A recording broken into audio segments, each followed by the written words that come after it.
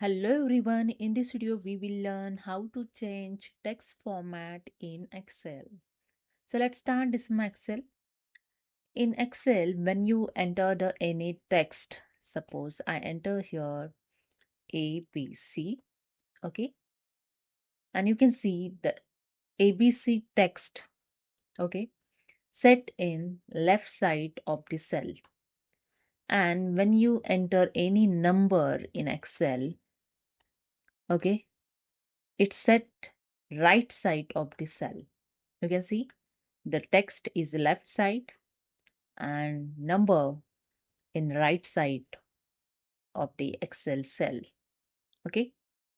So if you want to convert the text format, number in text format, simply select the number, go to the home tab.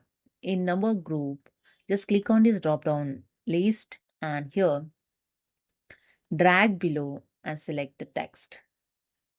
Just click on the text format and you can see numbers is showing left side of the cell. Okay.